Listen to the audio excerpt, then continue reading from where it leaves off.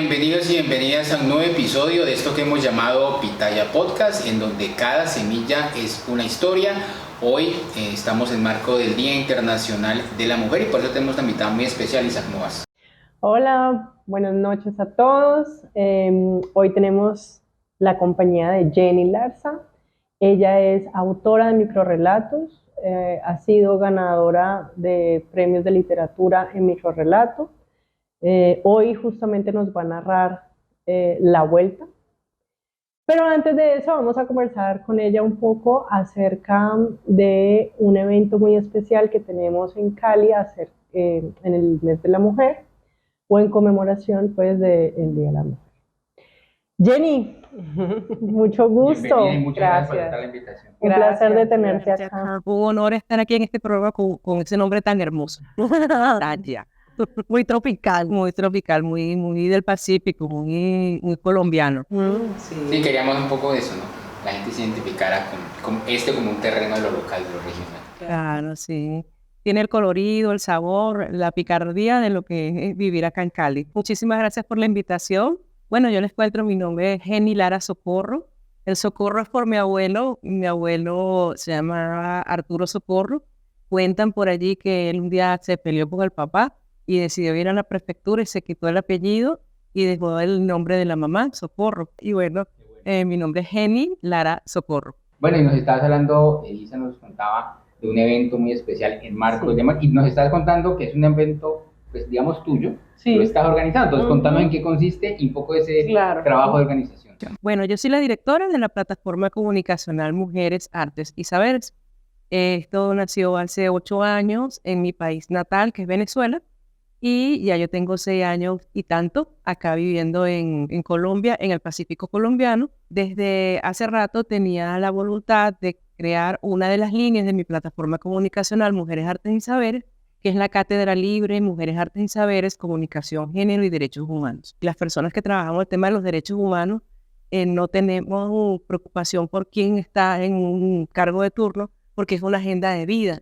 El tema de la lucha por los derechos humanos de nuestras mujeres es de vida. Así que, bueno, le propuse a la nueva subsecretaria de Género hacer el lanzamiento de la Cátedra Libre Mujeres, Artes y Saberes con un encuentro, que estoy emocionada con ese encuentro, que se llama Encuentro de Comunicadoras por la Paz y los Derechos Humanos de las Mujeres.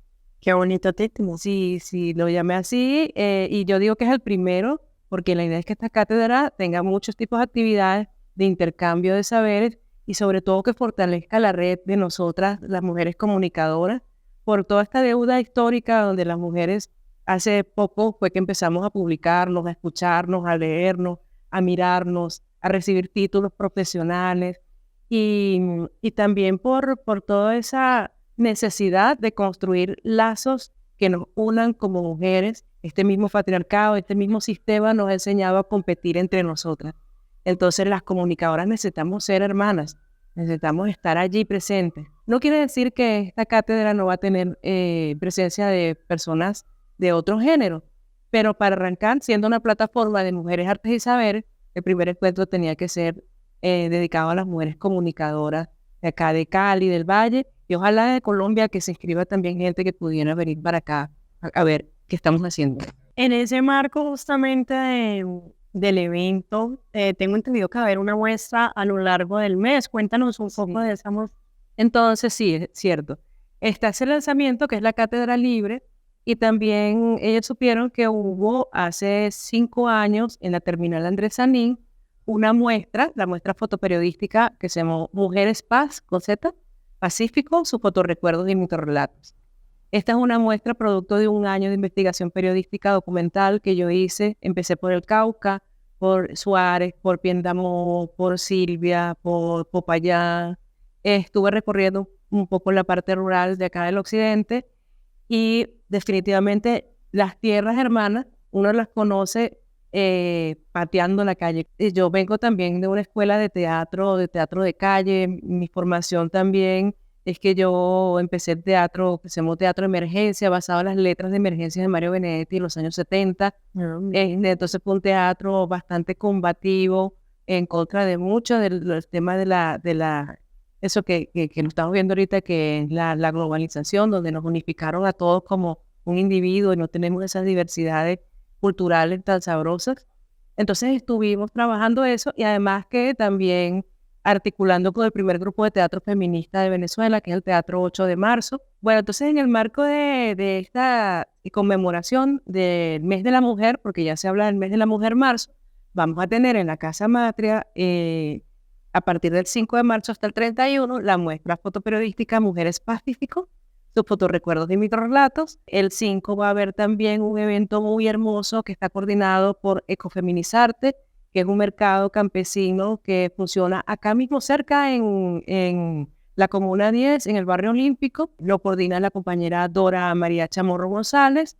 Y Dorita está coordinando ese mercado que vamos a hacerlo popular, o sea, nos tomamos la casa matria, bien chévere, porque van a haber mujeres artesanas, mujeres desplazadas, creadoras, tejedoras, textileras, mujeres que procesan los alimentos de las compañeras que siembran y cosechan los corregimientos de Cali, y ellas lo procesan en conservas, en mermeladas. Entonces vamos a tener alimentación, indumentaria, la zona del trueque.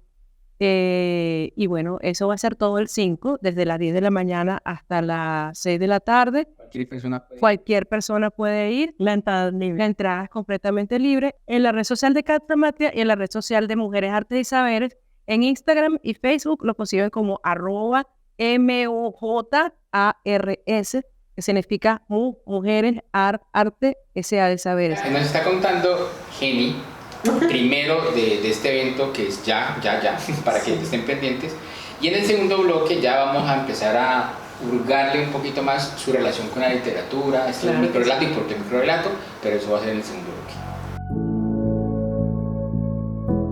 Hola de nuevo, estamos con Jenny y ahora sí llegó el momento literario. La esencia de Pitaya. La esencia de Pitaya. Tienes una hoja de vida muy sorprendente, relacionista pública. Variadísima. Sí, el enfoque de género en varios diplomados. Pero cuéntame un poco cómo llegó ese espíritu creativo a apostarle a la literatura y sobre todo al microcuento. Yo tengo una base que yo fui actriz de teatro 15 años. Entonces, en ese proceso de reconocerme como cuentista, de aprender mi voz, de leer a nuestros autores y autoras, por ejemplo, Gabriel García Márquez fue fundamental para nosotros como grupo de teatro por todo ese realismo mágico y cómo nos permitía también recrear la vida, ¿no? Y las situaciones cotidianas también. Y yo ejercí en ese momento, gracias a mi maestro Alberto Suárez, quien tuvo una escuela hermosísima de formación del teatro alemán de Bertolt Brecht, teatro brechtiano. Nosotros jugábamos con el tema de romper la cuarta pared. Entonces estábamos en personajes, salíamos de personajes y de repente decíamos, uy, qué calor, señor, tiene un abanico, y nos echamos el abanico y de repente se lo devolvimos y volvíamos otra vez en situación hablaba del personaje a volver en el sitio que estábamos. Si era una crisis, si era risa, si era llanto, a volver en eso. Entonces, en el marco de que ha pasado ese tiempo, le estoy hablando de hace unos 25 años atrás, llega todo el tema del celular y nos fuimos dando cuenta cómo la audiencia en las salas de teatro se ensimismaba en el aparatico y nos dejaba de prestar atención. Entonces, cómo las redes sociales fueron creciendo y cada vez es más complejo mantener la atención de la audiencia en ti. Entonces, a mí siempre me ha llamado la atención eso. Me gustan mucho los cuentos, leo bastantes cuentos. Por ejemplo, Ángeles Mastretta es una de mis autoras así favoritas porque tiene esa magia en la escritura. Entonces, bueno, empecé a hacer todo un ejercicio también de escribir, solo que nunca los había publicado, siempre lo escribía, se los leía a mi gente, a mis amigas y amigos, y entonces la gente decía, Eni, mira la historia de esta señora, escribe una historia, escribe sobre ella, ¿no? Entonces yo, pero bueno, la cronista de la vida, del camino. La memoria, sí. El ejercicio del periodismo a través de la corresponsalía en Argentina, por ejemplo, me correspondió lamentablemente cubrir el momento en que Mercedes Sosa se muere, ¿no? Yo tenía poco tiempo de haber llegado a Argentina y me llamó otro gran amigo, que es mi maestro del periodismo también, que se llama Iván Padilla Bravo, director del semanario cultural Todos Adentro, del Ministerio de la Cultura de Venezuela, y me llama y dice, mira, Mercedes Sosa está en un proceso de que se está despidiendo, necesito que me ubiques al padre que le hizo la exterminación y también que hagas la cobertura. Entonces, en el proceso de esas corresponsalías, después cuando el tango fue nombrado como Patrimonio Intangible de la Humanidad ante la UNESCO, empecé a ejercitar, escribir lo más concreto posible, porque no se podía entender tanto, porque era un semanario que era del Ministerio de la Cultura de Venezuela y apenas era unas columnas chiquiticas. Entonces, en ese momento eran 2.000 palabras, después 1.000 palabras, después 500 palabras. Entonces, cómo tú informar, cómo tú comunicar y además que provocar en la persona que te está leyendo, investigar sobre lo que tú escribiste, ¿no? Economía del lenguaje. Economía, máximo rendimiento por el mínimo esfuerzo. Bueno, entonces nada, eso también me generó esa posibilidad de ir practicando.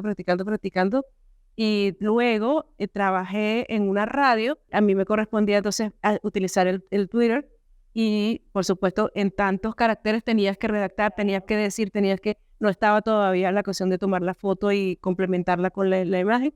Entonces, eso me fue como entrenando para escribir cuentos breves, cuentos cortos. Micro, ¿no? Sí, micro relatos. ¿Cuáles son los retos de, tuviste una práctica, pero de todas maneras supongo que hay retos para contar una historia completa en ese formato? ¿Cuáles son esos retos? Yo tengo como como un camino de la vida que yo siempre digo que debo formar a través de lo que yo comunico, ¿no? Y también el escrito tiene que tener un componente de historia, donde la gente te ubique en el contexto histórico, qué pasó, cuándo pasó, cómo pasó, y también reflexionar acerca de cómo los seres humanos podemos tratar de ser un tilín mejores y mucho menos egoístas, como diría Silvio Rodríguez en su canción, ¿no? Entonces, esas premisas yo las tengo claras entonces tiene que tener un componente histórico donde te contextualice y te diga, eso estaba pasando tal cosa en ese momento, donde el personaje tenga una vida propia, activa, bonita allí, que no sea nada más el contexto, y también contar acerca de esas moralejas humanistas que tanto necesitamos, porque es que tenemos que transformarnos, porque cada día el ser humano está más complicado, ¿no? Y lo otro es el lenguaje inclusivo, que no sea chocante, porque también desde el punto de vista de la neuroplástica de nuestro cerebro, nosotras y nosotros no estamos acostumbrados a decir nosotras y nosotros. Claro. Entonces la gente dice, bueno, nosotros estamos acá, y lo que no se dice, no se sabe, no se conoce. Entonces ha habido un tema del lenguaje desde una postura política, ideológica, feminista, donde nosotros decimos, tenemos que mirarnos allí. Justamente hablando del contexto, tenemos este microrelato La Vuelta, que es un relato que viene muy en el contexto de la migración. Sí. Y que precisamente ha sido premiado por Amnistía. Cuéntanos un poco las experiencias que te llevaron a escribir este cuento y luego entonces pasemos a disfrutar del microrelato La Vuelta. Claro. Mira, como les dije, desde que llegué he estado haciendo fotoperiodismo, con la escucha abierta. A mí me sorprendió muchísimo, por ejemplo, arrancar desde el Cauca y entender que cada vez que yo entraba a una casa mínimo había sido una mujer violada, abusada por alguien, o esta mujer era desplazada o tenía problemas de habitación, o sea, las brechas sociales, pero así, inmensas. Luego, cuando llegué a Cali, empecé también a entrevistar a otras compañeras desde otras ocupaciones, ya no era desde las galerías, de estos espacios productivos rurales, sino desde profesiones. Y me encontré con compañeras que habían vivido en Venezuela 30, 40, 50 años, cuando todo el proceso de acá de la guerra muy complicada, y hubo casi 6, 7 millones de colombianos y colombianas que llegaron a Venezuela. Y luego, cuando empezó la crisis en Venezuela, empezaron a pensar devolverse. Entonces me pasó mucho que a compañeras que llegaban acá, que son portadoras de los saberes del Chocó, de Buenaventura, que son de acá de Cali o de Barranquilla, cuando presentaban su cédula, la escuchaban hablar, decía, pero tú eres venezolana, acá en Cali, ¿no? ¿De dónde sacaste esa cédula? ¿Dónde la falsificaste? Una era ya... Claro, era la etiqueta, era el estigma. Entonces una amiga que se llama Linda Loaiza, que fue víctima de violencia de género brutal en Venezuela, casi muere por femicidio. Ella forma parte de Amnistía Internacional y me mandó esto y me dijo, mira Jenny, como estás escribiendo, estás publicando, sería interesante que publicaras algo porque tu mirada es importantísima para Amnistía Internacional, porque una cosa es escribir, imaginarse, otra cosa es vivirlo, y tú lo has vivido. Cuando yo me vine a Colombia, la situación de Venezuela estaba muy complicada, me vine por una propuesta de trabajo, pero no me alcanzó para el boleto aéreo, y me vine terrestre, y a mí me correspondió cruzar el puente Simón Bolívar. Esa imagen uno siempre la tiene, porque alrededor de mí venía gente. Tú decías, bueno, tengo esta situación de vulnerabilidad compleja, a pesar de que hiciste muchas cosas en tu país, pero todos los títulos los guardaste en la maleta y ya eres tú, ser humano. Y alrededor de mí venía gente hasta sin zapatos. Cuando uno vive esas cosas, ese tipo de migraciones que son forzadas para tratar de tener un núcleo importante de una cierta estabilidad económica que permita ayudar a tu familia afuera, como muchos colombianos viven de la remesa de gente que vive en Europa y en Estados Unidos. Entonces, bueno, nos tocó eso. De ahí nace La Vuelta. Y la vamos a escuchar en el siguiente bloque.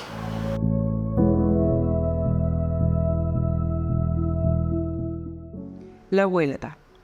Aquella madrugada, mientras Ediltrudis cruzaba el puente internacional Simón Bolívar, miró al pavimento. Recordó sus huellas de mujer desplazada, marcas de sangre de la guerra colombiana. Cuando una mujer emigra, padece el trabajo forzado, la poca paga y muchas ofertas sexuales machistas a cambio de un plato de comida. En suelo venezolano, una joven le entregó un volante que decía: «Mujer, eres digna y libre, conoce tus derechos humanos». Entonces Ediltrudis probó renacer. Jamás imaginó que 40 años después, el hambre y la violencia volverían a tocar a su puerta. Fue entonces cuando decidió la vuelta a Cali, su pueblo natal. Un militar fronterizo, ubicado al final del puente, la trajo al presente con su grito inquisidor: «Camine, camine rápido, vea pues, aquí llegó otra migrante veneca». Seudónimo Victoria, dedicado a la memoria de Isela Victoria Lara Socorro, quien me guía y cuida desde el cielo.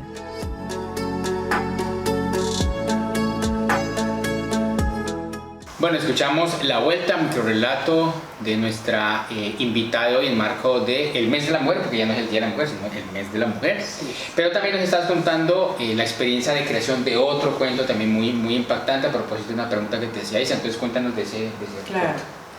Es un cuento que se llama Niña 406. Ese cuento, después que lo escribí, me llegó por ahí también, esas angelitas que andan por ahí en el cosmos, me llegó una invitación para que aplicara a un concurso de ITA Editorial, que es una editorial de Bogotá, que tiene también presencia en Miami, en Estados Unidos, y ellos publican antologías de cuentos. El apartamento donde yo vivía era el número 306, y en el 406 había una situación de violencia intrafamiliar terrible. Entonces terminó la niñita de la casa, eran dos niñitos, una niñita como de 7 años y un niñito como de 3 añitos. Ella empezó a comunicarse conmigo a través de avioncitos de papel, donde me escribía ayuda o se dibujaba ella con el niñito, porque la mamá los golpeaba terrible, los golpeaba de una manera brutal cuando se peleaba con el papá por un tema de celos. A mí se me ocurrió, a través de esos avioncitos de papel y de esa historia que estaban viviendo ellos, unir otra historia que había vivido hacía unos años atrás, con un tema de una muerte muy trágica, de una mujer, de un femicidio, y la historia de lo que estábamos viendo en pandemia, el confinamiento, que si podíamos salir, que no me toque, todo esto. Entonces escribí un cuento que se llama Niña 406. Es la historia de una periodista que se empieza a comunicar con una niña y la niña le pide auxilio. Y ella, a medida que va pasando el tiempo, trata de ayudarla, trata de entender lo que está pasando en pandemia y bueno, lamentablemente parte del final de esta historia, uno es esperanzador y el otro no, porque hay un femicidio en ese cuento. Entonces, claro, como estaba esa convocatoria que era dedicada acerca de la muerte, aplicaba perfectamente el cuento y fue publicado, se llama Niña 406 y está dentro de un libro que se llama Hacia el destino, un final inevitable.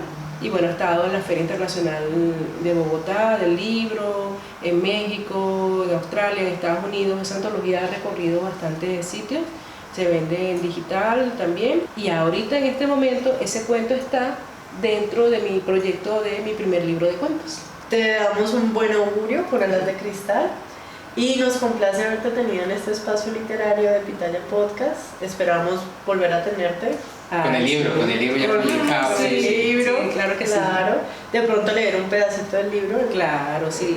Habrá muchos cuentos que es docuficción, porque como dicen en Argentina, uno vive, cuando se hace cine del documental, dicen que es el cine de lo real, porque todo está basado en eso. Pero sí, es la oportunidad de llevar historias que me han contado, que he vivido, que he reflexionado, para poder plasmarlas, y la idea mía es hacer trascender las historias de estas mujeres en un libro que ojalá que quede para la humanidad y que ojalá que cuando uno ya no esté en este plano, alguien lo abra y diga, oye, de verdad que esta forma de vida la puedo transformar porque aquí me lo están proponiendo. Es eso. Pues muchas gracias, Jenny, otra vez por aceptar la invitación. Ustedes ya saben, hay un evento, ¿no? Sí. El 5, no se lo 5 pierdan. de marzo, Y @mujarza. Y la muestra durante todo Ya, marzo. dentro de marzo, y seguiremos teniendo a Jenny otra vez para que nos siga contando estos microrelatos y las historias de vida. Muchas gracias. Gracias a ustedes, felicidades por Podcast Pitaya. Bellísimo este espacio, se los recomiendo. Bueno, entonces eso es todo por hoy. Recuerden que Pitaya Podcast, donde cada semilla es una historia. Nos vemos en otro episodio. Chao. Chao.